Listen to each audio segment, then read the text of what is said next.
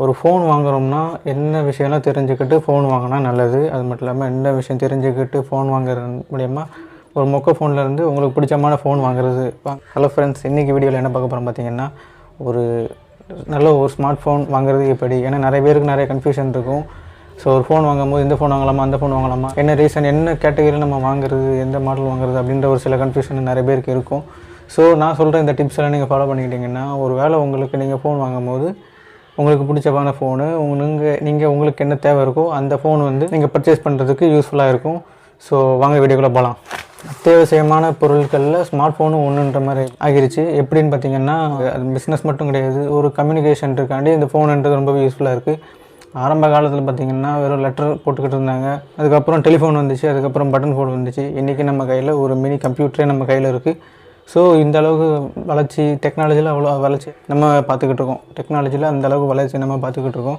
So அதுக்கேற்ற மாதிரி நம்ம அடாப்ட் ஆகிட்டே தான் இருக்கும். அதே ஃபோன் வாங்குறது, எந்த மாதிரி ஃபோன் வாங்கினோம்னா நமக்கு பிடிச்ச மாதிரியும், ஸோ நமக்கு என்ன நீட் இருக்கோ அந்த ஃபோன் வந்து நம்மளால் பூர்த்தி செய்ய முடியுதான்னு பார்த்து அதுக்கேற்ற மாதிரி நம்ம வாங்கணும். ஃபஸ்ட்டு வந்து நம்ம ஃபோன் வாங்குகிறோன்னா குறைஞ்சது 3லேருந்து ஒரு 4 வருஷம் வரைக்கும் உழைக்கிற ஃபோனாக வாங்கணும். ஏன்னா நம்மளால் அடிக்கடி நம்ம ஃபோனை மாற்றிக்கிட்டே இருந்தால் அது நல்லா இருக்காது. குறைஞ்சது 3 to 4 years உழைக்கிற மாதிரி ஒரு ஃபோன் வாங்கினீங்கன்னா தான் அது ஒரு பெஸ்ட்டான ஃபீச்சர்ஸாக இருக்கும். அது மட்டும் இல்லாமல் நீங்கள் ஒரு ஃபோன் வாங்குறீங்கன்னா கண்டிப்பாக அதில் வந்து ஹார்ட்வேர் எந்தளவுக்கு முக்கியமோ அதே மாதிரி சாஃப்ட்வேரும் முக்கியம். ஸோ ஹார்ட்வேர்லாம் பார்த்தீங்கன்னா ஃப்ரண்ட்டில் வந்து கிளாஸ் வந்து டிஸ்பிளே கிளாஸ்லாம் இருக்குல்ல, அது வந்து கொரில்லா கிளாஸாக இருக்கான்னு பார்க்கணும் ஃபஸ்ட். ஏன்னா நல்லா ஸ்ட்ராங்காக இருக்கணும், கீழே போட்டு டேமேஜ் ஆகிடக்கூடாது. கீழே போட்டாலும் அந்த அவ்வளோ உடனே டேமேஜ் ஆகிற மாதிரி ஆயிடுச்சுன்னா நமக்கு தான் செலவு அதிகமாகும். ஸோ ஃப்ரண்ட்டில் வந்து மேக்ஸிமம் வந்து டிஸ்பிளே வந்து அந்த கிளாஸ் வந்து கொரில்லா கிளாஸாக இருக்கான்னு பார்த்து வாங்கணும். சில பேர் பேக்லேயும் பார்த்தீங்கன்னா கிளாஸ் வச்ச ஃபோன் நிறைய வருது. ஸோ நல்லாயிருக்கும், பட் அதுவும் டேமேஜ் ஆகிடக்கூடாதுனால அதுவும் பின்னாடியும் கொரில்லா கிளாஸ் மாதிரி இருந்துச்சுன்னா நல்லாயிருக்கும். இல்லை பின்னாடி கிளாஸ் கிடையாதுன்னா டிஸ்பிளே மட்டுமாச்சு அந்த கிளாஸ் வந்து ஸ்ட்ராங்கான கிளாஸாக மெட்டீரியலாக அப்படின்றத நம்ம கொஞ்சம் பார்த்து வாங்க வேண்டியது அவசியமாக இருக்குது. ஹார்ட்வேர்னு எடுத்துக்கிட்டிங்கன்னா அதுக்கப்புறம் பேட்ரி பவரும் அதிகமாக இருக்கணும். எப்படின்னு பார்த்தீங்கன்னா 5000 mAhன்னு சொல்கிறாங்க. 4500லேருந்து 5000 mAh வரைக்கும் அந்த பேட்ரின்றது கொஞ்சம் பவர்ஃபுல்லாக இருந்தால் தான் ஃபோன் வந்து லாங் லாஸ்டிங்காகவும் இருக்கும். ஸோ பேட்ரி எந்த அளவுக்கு கூடுதோ அந்த அளவுக்கு லாங் லாஸ்டிங்காக இருக்குன்னு கிடையாது. அதோட ஆப்டிமைசேஷன் ஃபோனில் உள்ள சாஃப்ட்வேர் இருக்குது. அதோட ஆப்டிமைசேஷன் எந்த அளவுக்கு இருக்கோ அந்த அளவுக்கு அவங்க வந்து ஃபோன் வந்து சுவிட்ச் ஆஃப் ஆகாமல் ரொம்ப நேரத்துக்கு சார்ஜ் அப்படியே நிற்கும். பட் அந்த பேட்ரின்றது ரொம்ப முக்கியம். நம்பரில் ஹையாக இருந்துச்சுன்னா அது கொஞ்சம் ஆடட் அட்வான்டேஜ் தான். ஸோ நல்ல விஷயமாக தான் இருக்கும். அது போக சார்ஜ் பார்த்திங்கன்னா இப்போ எல்லாத்தையுமே டைப் சி சார்ஜ் தான் கொடுத்துக்கிட்டு இருக்காங்க. ஒரு 30 Wலேருந்து ஃபாஸ்ட் சார்ஜிங்கிறது இப்போ ரொம்ப காமனாகவே ஆயிடுச்சு. ஏன்னா பார்த்திங்கன்னா யாருக்குமே பொறுமை கிடையாது. 3 மணி நேரம் 4 மணி நேரம் இன்னும் சார்ஜ் ஏறி அதுக்கப்புறம் ஃபோனை யூஸ் பண்ணுறதுன்றது யாருக்குமே இப்போ இந்த அவசரமான உலகத்தில் யாருக்குமே அது பாசிபிளான விஷயமா இருக்கிறதுனால ஃபாஸ்ட் சார்ஜிங்கிறது ரொம்ப காமன் ஆகிட்டு. ஆனால் ரொம்ப ஹை எண்டுக்கு போகாமல் ஒரு ஆவரேஜாக 1 மணி நேரம் 1.5 நேரத்துக்குள்ளே சார்ஜ் ஏறுற மாதிரி ஒரு ஃபாஸ்ட் சார்ஜிங், ஒரு மீடியமான ஆவரேஜான இந்த ஃபாஸ்ட் சார்ஜிங் கேபிள் மாதிரி இருந்துச்சு, அந்த மாதிரி சார்ஜர் வாங்கி யூஸ் பண்ணுறது உங்கள் ஃபோனுக்கும் நல்லது. ஏன்னா ஃபோன் பேட்டரி வந்து எந்த அளவுக்கு கூலாக இருக்கோ ஸோ அந்த அளவுக்கு வந்து ஃபோன் பேட்ரி லைஃப்பும் ரொம்ப நாளைக்கு நிற்கும், லாங் லாஸ்டிங்காகவும் நம்ம ஃபோனும் யூஸ் பண்ண முடியும். ஏன்னா பயங்கரமாக ஹீட் ஆகிடுச்சுன்னா கண்டிப்பாக ஹேங் ஆகிரும். ஸோ சார்ஜும் சீக்கிரம் இறங்குறதுக்கு வாய்ப்பு இருக்குது. ஸோ ஃபாஸ்ட் சார்ஜிங்னாலும் ரொம்ப ஹை எண்டுக்கு போகாமல் சில சார்ஜெலாம் கொடுத்துருப்பாங்க, 120 watts வரைக்கும் நீங்கள் சார்ஜ் போட்டுக்கலாம் அப்படின்ட்டுருப்பாங்க. ஆனால் அவங்களே மென்ஷன் பண்ணியிருப்பாங்க, இன்கேஸ் ரொம்ப எமர்ஜென்சினா மட்டும் போடுங்க, அடிக்கடி இது இப்படி யூஸ் பண்ணாதீங்கன்ற மாதிரி அவங்களே போட்டிருப்பாங்க. ஸோ இப்போ பேசிக்காக பார்த்தீங்கன்னா 30 Wattsலேருந்து ஃபாஸ்ட் சார்ஜிங்ன்ற ஒரு ஆப்ஷன் இருக்குது. ஸோ 1.5 மணி நேரம் வரைக்கும் நீங்கள் பொறுமையாக இருந்து போடுற லெவலுக்கு ஒரு ஃபாஸ்ட் சார்ஜிங் மாதிரி ஒரு சார்ஜர் இருந்துச்சுன்னா அது வந்து ஒரு ஓகேவான ஒரு விஷயமாக தான் இருக்குது. முக்கியமாக ஃபோனில் நம்ம பார்க்க வேண்டிய ஒரு விஷயம் பார்த்திங்கன்னா, ஃபோன்னால எதுக்காக யூஸ் பண்ண பார்த்தீங்கன்னா நெட்வொர்க்கு. பேசிக்காக ஃபோன் வாங்குறது ஒரு கால் அட்டன் பண்ணி பேசுகிறதுக்கோ, ஒரு கால் பண்ணுறதுக்கோ, ஒரு கம்யூனிகேட் பண்ணுறதுக்காண்டி தான் ஃபோனை யூஸ் பண்ணுறோம். ஸோ அதில் நெட்வொர்க் எப்படி இருக்குது, அது மட்டும் இல்லாமல் கால் எப்படி இருக்குது, எந்த அளவுக்கு ஸ்ட்ராங்காக இருக்குது சிக்னலு, எல்லா சிம்முக்கும் எப்படி அடாப்ட் ஆகுது அப்படின்றத நம்ம பார்த்து வாங்க வேண்டியது அவசியமாக இருக்குது. மட்டும் இல்லாமல் 90% 95%க்கு மேலே பார்த்திங்கன்னா இந்த நெட்வொர்க் பிரச்சனைன்றது கிடையாது. ஆனால் 5% மட்டும் இந்த நெட்வொர்க் ப்ராப்ளம்ன்றது இருந்துக்கிட்டு தான் இருக்குது. ஸோ நீங்கள் பேசும்போது உங்களுக்கு அந்த வாய்ஸ் கேட்கும்ல, ஸோ அந்த ஸ்பீக்கர் வந்து குறைஞ்சது ஹை குவாலிட்டியாக இருக்கான்னு பாருங்கள். அது மட்டும் இல்லாமல் நீங்கள் பேசுகிற மைக்கும் அவங்களுக்கு நல்லா ஆடிபிளாக இருக்கான்னு பாருங்கள். ஸோ இதுவும் வந்து ரொம்ப முக்கியம் தான் நம்ம ஃபோன் வாங்கும்போது. ஹார்ட்வேர் எந்த அளவுக்கு முக்கியம்னு சொன்னோம்னா அதே மாதிரி சாஃப்ட்வேர் ரொம்ப ரொம்ப முக்கியம். ஏன்னா வந்து உங்கள் ஃபோனில் நீங்கள் சாஃப்ட்வேர் எந்த அளவுக்கு கரெக்டாக வச்சுருக்கோமோ அந்த அளவுக்கு நம்ம வந்து ஃபோன் வந்து ரொம்ப லாங் லாஸ்டிங்காக இருக்கும். ஹார்ட்வேர் வந்து பின்னாடி வந்து நல்லா ஸ்ட்ராங்காக இருக்குது, ஃப்ரண்ட்டில் ஸ்ட்ராங்காக இருக்குது, பிரச்சனை இல்லை, ஓகே ஃபைன். பட் ஆனால் ஆகி உள்ளே யூஸ் பண்ண முடிஞ்சால் தான் அந்த ஃபோனுக்கே வேல்யூ இருக்குது. ஸோ அதனால் சாஃப்ட்வேர் வந்து அப்டேட் வந்து அடிக்கடி கொடுக்காங்களான்னு பாருங்கள். அப்டேட் வந்து அட்லீஸ்ட் 1 மந்த்துக்கு 2 மந்த்துக்கு இல்லை இயர்லி ஒன்ஸ் அந்த மாதிரி ஏதாச்சும் ஒரு அப்டேட்ன்றது கொடுக்காங்களான்றது நீங்கள் வருமானன்றதை பார்த்துட்டு ரிவ்யூ பார்த்துட்டு நீங்கள் உங்களுக்கு பிடிச்ச ஃபோனை நீங்கள் வாங்கிக்கலாம். ஸோ சாஃப்ட்வேரில் அப்டேட் வருதான்றது பார்க்க வேண்டியது ரொம்ப முக்கியமாக இருக்குது. அது மட்டும் இல்லாமல் ப்ராசஸர் பார்த்தீங்கன்னா இப்போ எல்லா ஃபோன்லையுமே நீங்கள் புதுசாக வர்ற ப்ராசஸர் தான் உங்களுக்கு கொடுத்துக்கிட்டு இருக்காங்க. ஸோ ப்ராசஸரில் எந்த ப்ராப்ளமும் வராது. ஓஎஸும் பார்த்தீங்கன்னா புதுசாக வர்ற கலர் ஓஎஸ்லாம் சொல்கிறாங்களே அந்த மாதிரி ஒரு ஓஎஸ் போட்டு தான் எல்லா ஃபோனுமே ஆண்ட்ராய்டுக்கு எல்லா ஃபோனுமே கொடுக்காங்க. ஸோ எல்லா ஃபோனுக்குமே ஆண்ட்ராய்டுன்னு வந்துட்டாலே ஓஎஸ் வந்து எல்லாத்துக்குமே காமனாக தான் இருக்கும். ஸோ அதையும் உங்களுக்கு ஒரு வேளை உங்களுக்கு பார்த்து வாங்கணும்னு நினச்சிங்கன்னா அதையும் நீங்கள் கலர் ஓஎஸ் இல்லைன்னா அந்த ப்ராசஸர் பார்த்திங்கன்னா ஸ்னாப் ட்ராகன் அந்த மாதிரி ஏதாச்சும் ஹை எண்டில் இருக்கிற மாதிரி பார்த்து வாங்கினீங்கன்னா உங்களோட ஃபோனு வந்து ஓரளவுக்கு நல்லா ஃபாஸ்ட்டாகவும் இருக்கும், யூஸ் பண்ணுறதுக்கும் நல்லா ஸ்மூத்தாகவும் இருக்கும். நெட்ஒர்க்குனோடனே ஓகே ஃபைன். இப்போது நெட்ஒர்க்கை பற்றி சொன்ன தெரியுமா, நெட்ஒர்க் ரொம்ப முக்கியன்ட்டு. அதே மாதிரி நீங்கள் வாங்குகிற ஃபோன் வந்து நீங்கள் 3 to 4 இயர்ஸ் வரைக்கும் யூஸ் பண்ண போகிறீங்கன்னா குறைஞ்சது ஒரு 5G இருந்தால் ஆடட் அட்வான்டேஜாக இருக்கும். ஏன்னா 5Gன்றது இப்போ இம்ப்ளிமெண்ட் ஆகி எல்லாமே ஒர்க் ஆகிட்டு இருக்குது. இன்னும் ஃபியூச்சரில் பார்த்தீங்கன்னா 5G தான் 4G க்ளோஸ் பண்ணிட்டு 5Gக்கு எல்லாம் அப்டேட் ஆக ஆரம்பிச்சிருவாங்க. ஸோ ஃபோன் வந்து 5Gயாக இருந்தால் நல்லது. 5G இல்லைனாலும் பிரச்சனை இல்லை. இப்போ ஒரு 1 or 2-3 இயர்ஸ் வரைக்கும் 5Gனால் எந்த ஒரு அந்தளவுக்கு வர முடியுமான்றது கொஞ்சம் டவுட்டாக தான் எனக்கு தெரியுது. பட் 5G சப்போர்ட் ஆகிற மாதிரி ஃபோன் இருந்துச்சுன்னா ஆடட் அட்வான்டேஜ்.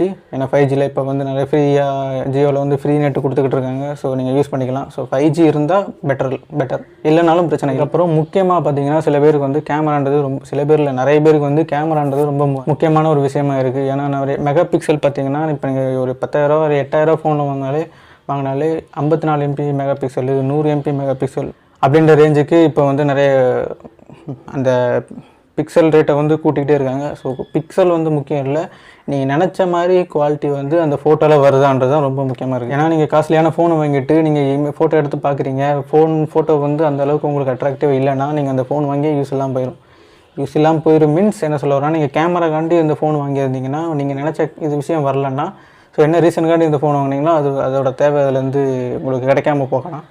ஸோ நீங்கள் வாங்கும் போது ஃபோட்டோ குவாலிட்டி எப்படி இருக்குது, செல்ஃபிலையும் சரி பேக் கேமராலையும் சரி அதோட இமேஜ் கிளாரிட்டி எப்படி இருக்குது, கலர் கிரேடிங்லாம் எந்த அளவுக்கு இருக்குது, ஸோ அந்த மாதிரி நீங்கள் பார்த்து வாங்கினீங்கன்னா கொஞ்சம் யூஸ்ஃபுல்லாகவும் இருக்கும். ஏன்னா நிறைய பேர் இப்போ பார்த்தீங்கன்னா கண்டென்ட் க்ரியேட் பண்ணி போடுறது, வீடியோ மாதிரி அப்லோட் பண்ணுறது, ஷார்ட்ஸு, ரீல்ஸு அப்படின்னு நிறைய கேமராலேயே நிறைய ஃபோன்லேயே நிறைய எடுத்து அப்லோட் பண்ணிகிட்டு இருக்காங்க. ஸோ கேமராவில் குவாலிட்டி எப்படி இருக்குது அப்படின்றத பார்த்து நீங்கள் வாங்கினா நீங்கள் ஒருவேளை நீங்கள் கேமரா வந்து முக்கியம், நான் வீடியோ அதிகமாக எடுப்பேன், ஃபோட்டோ அதிகமாக எடுப்பேன் அப்படின்னீங்கன்னா ஸோ கேமராவில் இந்த மாதிரி ஹை குவாலிட்டியான ஃபோட்டோஸ்லாம் நீங்கள் எதிர்பார்க்குற அந்த ஹை குவாலிட்டியான ஃபோட்டோஸ் வீடியோஸ்லாம் அதில் இருக்கான்றதை நீங்கள் ரிவ்யூ இல்லைனா வேறு யாராச்சும் ஃப்ரெண்ட்ஸ் யாராச்சும் யூஸ் பண்ணியிருந்தாங்களோ அவங்கள்ட்ட கேட்டு தெரிஞ்சுட்டு கூட நீங்கள் அந்த ஃபோனை வாங்கி யூஸ் பண்ணிக்கலாம். ஒரு ஃபோன் நம்ம வாங்குகிறோம், ஒரு ஃபோன் வந்து ஒரு ஹையண்ட் ஒரு நல்ல ஒரு பட்ஜெட்டில் வாங்க போகிறோம், ஒரு ஃபோன் வாங்க போகிறோம் பார்த்தீங்கன்னா மினிமம் வந்து ஒரு 15,000லேருந்து ஒரு நல்ல ஒரு குவாலிட்டியான ஃபோன் வந்து நம்மளுக்கு கிடைக்கும். அப்போ 15,000 கீழே வந்து அந்த குவாலிட்டி கிடைக்குமான்னு கேட்டால் குவாலிட்டி கிடைக்கும், ஃபீச்சர்ஸ் வந்து கம்மியாகும்.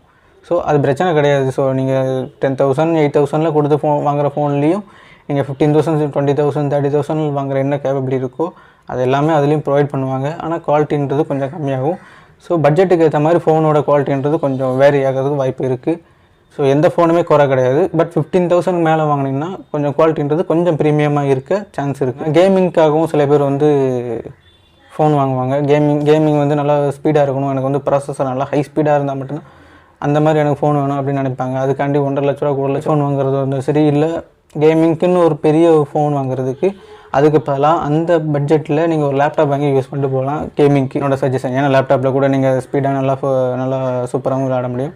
இல்லை நாங்கள் வந்து கேமரா இல்லை வந்து நல்ல ஹை ப்ராசஸரில் உள்ள எனக்கு கேமிங்க்கு எந்த ஒரு பிரச்சனையும் வராத அளவுக்கு எனக்கு ஃபோன் வேணும்னு பார்த்தீங்கன்னா 25,000 35,000 நல்ல ஒரு குவாலிட்டியான கேமுக்குன்னு ரெடி பண்ண ஃபோன்ஸும் நிறைய இருக்க தான் செய்யுது. ஸோ அதை நீங்கள் வாங்கி யூஸ் பண்ணி விளாண்டுக்கலாம். நீங்கள் 15 to 25 கூட நீங்கள் நல்ல ஃபோன் வந்து வாங்கலாம். கேமிங்காண்டி வாங்கணும்னு நினச்சிங்கன்னா வாங்கலாம். So it's up to you. தேடி நம்ம வந்து பிராண்டுக்காக வாங்காமல் உண்மையிலே ஃபோனோட குவாலிட்டி எப்படி இருக்குன்னு பார்த்து அந்த குவாலிட்டியை பார்த்து வாங்கினீங்கன்னா உண்மையிலே எதிர்பாராத ரிசல்ட் வந்து பார்த்திங்கன்னா சில ஃபோனில் இருக்குது. ஃபோன் நேமே தெரியாது, ஆனால் அந்த ஃபோனோட ஃபீச்சர்ஸு அதோட பர்ஃபார்மன்ஸ் பார்த்திங்கன்னா சூப்பராகவே இருக்கும். கொஞ்சம் வருஷம் முன்னாடி பேர் தெரியாத ஒரு ஃபோன் தான் நான் வந்து கேமரா வந்து பெஸ்ட்டாக இருக்கணும்னு நினச்சி நான் வந்து ஒரு ஆஃப்லைனில் ஒரு ஷோரூமில் தான் வாங்கினேன்.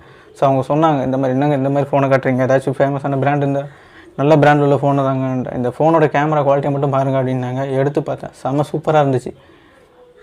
ஜியோனி எக்ஸ்ன்னு ஒரு ஃபோன் வச்சுருந்தேன் முன்னாடி. இப்போ வந்து அந்த ஃபோனே கிடையாது. ஆனால் அப்போ வந்து அந்த HTC ஃபோனும் ரொம்ப ஃபேமஸாக ஓடிட்டு இருந்துச்சு. இப்போ அந்த பிராண்ட் என்னாச்சுன்னு தெரில. பட் நான் ஓகே அந்த ஹெச்டிசி ஃபோனில் விட கேமரா குவாலிட்டி எந்த அளவுக்கு இருக்கோ அதை அந்த அளவுக்கு இந்த ஜியோனி ஃபோனில் வந்து கேமரா குவாலிட்டி இருக்கும்னு நான் எதிர்பார்க்கவே இல்லை. ஸோ பிராண்டை நம்பி அந்த ஃபோனை வாங்காமல் நீங்கள் கேட்குற ஃபீச்சர்ஸு என்ன ஃபோனில் இருக்கோ அதை பார்த்து நீங்கள் வாங்கினீங்கன்னா ஸோ உங்களுக்கு பட்ஜெட்டுக்குள்ளேயே வந்துடும். அது மட்டும் இல்லாமல் பெஸ்ட்டான ஒரு ஃபோன் வாங்குறதுக்கும் அது யூஸ்ஃபுல்லாக இருக்கும். அது மட்டும் இல்லாமல் நீங்கள் இப்போ ஒரு ஃபோன் வாங்க போகிறீங்கன்னா அப்போ தான் புதுசாக லான்ச் பண்ணியிருக்காங்கன்னா 1 வீக் ஃபோன் வந்து 2 டேஸ்லேயோ 1 வீக்லேயோ நிறைய பேர் ரிவ்யூ போடுவாங்க. ஸோ அதெல்லாம் நீங்கள் நம்பாதீங்க. ஏன்னா 1 வீக்கில் ஒரு ஃபோனை பற்றி நமக்கு எதுவுமே தெரியாது. ஸோ குறைஞ்சது 1.5 மந்த் வரைக்கும் நீங்கள் வெயிட் பண்ணி பாருங்கள். ஒரு 1.5 மாதம் 45 நாள் இல்லைன்னா ஒரு 2 மாதம் வரைக்கும் வெயிட் பண்ணி பார்த்து அதுக்கப்புறம் நிறைய பேர் ரிவ்யூ போடுவாங்க, நிறைய சஜஷன் வரும். அப்போ வரது எல்லாமே கொஞ்சம் ஒரிஜினலாக இருக்கும். ஸோ அந்த மாதிரி சஜஷனையும் அந்த மாதிரி ரிவ்யூஸும் நிறைய பேர் யூஸ் பண்ணி அவங்களுக்கு அவங்க எக்ஸ்பீரியன்ஸை ஷேர் பண்ணுவாங்க. ஸோ அப்போ அந்த ஃபோனை வாங்குறதுல எந்த தப்பும் இல்லை. 1.5 மந்த் வரைக்கும் வெயிட் பண்ணி அதுக்கப்புறம் அந்த ஃபோனை வாங்கினீங்கன்னா ஓரளவுக்கு ப்ரைஸும் ஓரளவுக்கு கம்மியாக சான்ஸ் இருக்குது. அதே டைமில் உண்மையாகவே அந்த ஃபோனோட பர்ஃபார்மன்ஸ் எப்படி இருக்குன்றதை பற்றி நீங்கள் தெரிஞ்சுக்கிறதுக்கும் நிறையவே சான்ஸ் இருக்குது. ஒரு ஃபோன் வாங்கிட்டோம்னா நம்ம வச்சுருக்கிற ஃபோனோட இன்னொரு ஃபோன் வந்து பெட்டராக தெரிஞ்சுக்கிட்டே தான் இருக்கும். பட் நமக்கு உங்களோட நீடு என்னன்னு தெரிஞ்சுக்கிட்டு ஒரு ஃபோனை வாங்கினீங்கன்னா நீங்கள் அந்த ஃபோனை வச்சு நீங்கள் சாட்டிஸ்ஃபைட் ஆகலாம். மற்றவங்க என்ன சொன்னாலும் பரவாயில்ல. ஏன்னா ஃபோன் வாங்கினதுக்கப்புறம் ஒரு பொருளை வாங்கினதுக்கப்புறம் தான் நிறைய பேர் நிறைய சஜஷன் இதை ஏன்டா வாங்கினா அதை ஏன்டா வாங்கினா சொல்லுவாங்க. ஸோ நான் சொன்ன விஷயம் இந்த விஷயத்தில் நீங்கள் நோட் பண்ணிக்கிட்டு வாங்கினீங்கன்னா உங்களை நீங்கள் சாட்டிஸ்ஃபை பண்ணலாம். மற்றவங்களை சாட்டிஸ்ஃபை பண்ணலனாலும் உங்களை நீங்கள் சாட்டிஸ்ஃபை பண்ணிக்கலாம். நம்ம எடுத்துகிட்டு அதுக்கப்புறம் அவசரப்பட்டு எடுத்துகிட்டோம்னு யோசிக்கிறதுக்கு பதிலாக நீங்கள் இந்த பாயிண்ட்ஸ்லாம் நோட் பண்ணிவிட்டு இந்த குறைஞ்சது மினிமம் இதை விட நிறைய பாயிண்ட்ஸ்லாம் இருக்குது. பெரிய பெரிய லெவலில் டெக்னிக்கலாக நிறைய பார்த்தோம்னா ஏகப்பட்ட பாயிண்ட்ஸ் இருக்குது. பட் இதெல்லாம் பேசிக். இதை மட்டும் நீங்கள் தெரிஞ்சுக்கிட்டு இந்த மாதிரி ஃபோனை நீங்கள் வாங்கும் பட்சத்தில் உங்களுக்கு திருப்தியான ஒரு ஃபோனை கிடைக்கும். நீங்கள் ஒரு ஃபோன் வாங்கும்போது சாட்டிஸ்ஃபை ஆகிடுவீங்க. பட்ஜெட் வந்து ஹையாக இருக்குது. ஏன்னா இவ்வளோ தான் பட்ஜெட் பார்த்திங்கன்னா உங்களால் வெயிட் பண்ண முடிஞ்சுன்னா ஒரு 3 to 4, 5, 6 மந்த் வரைக்கும் நீங்கள் வெயிட் பண்ணி பாருங்கள். கண்டிப்பாக வந்து அந்த ஃபோனோட ரேட்டு பட்ஜெட் வந்து கம்மியாக வாய்ப்பு இருக்குது.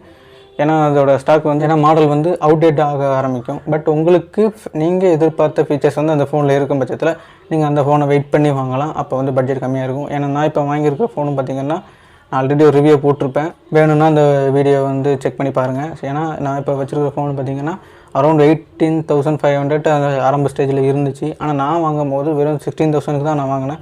ஆல்மோஸ்ட் 2,000 எனக்கு வந்து ப்ராஃபிட் ஆகிருக்கு. ப்ராஃபிட்னு சொல்ல முடியாது, கொஞ்சம் குறைஞ்சிருக்கு. ஸோ இந்த மாதிரி நீங்கள் வந்து கொஞ்சம் பார்த்து வெயிட் பண்ணி வாங்கினீங்கன்னா உங்களுக்கு யூஸ்ஃபுல்லாக இருக்கும்னு நான் நம்புகிறேன். நான் வந்து ஏதாச்சும் ஒரு பாயிண்ட்டை மிஸ் பண்ணிட்டேன், இல்லை இதில் வந்து கிளாரிட்டி ஆகலை, இல்லை நிறைய டவுட் இருந்துச்சுன்னா நீங்கள் கமெண்ட்டில் கேளுங்க, நானும் சொல்கிறேன். ஸோ வீடியோ பிடிச்சிருந்துச்சுன்னா ஒரு லைக் போடுங்க.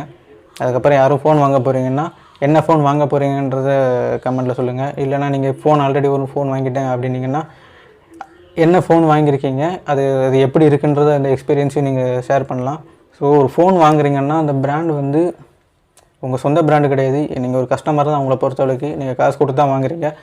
ஸோ அந்த ஃபோன் அந்த பிராண்டுக்கு ஃபேவராக பேசாமல் ஃபேக்ட் என்னவோ அதை மட்டும் பேசுனீங்கன்னா கொஞ்சம் அடுத்தவங்க வாங்குறதுக்கும் யூஸ்ஃபுல்லாக இருக்கும். ஸோ இன்றைக்கி வீடியோ அவ்வளோதான். வீடியோ பிடிச்சிருக்குன்னு நினைக்கிறேன். தேங்க்யூ.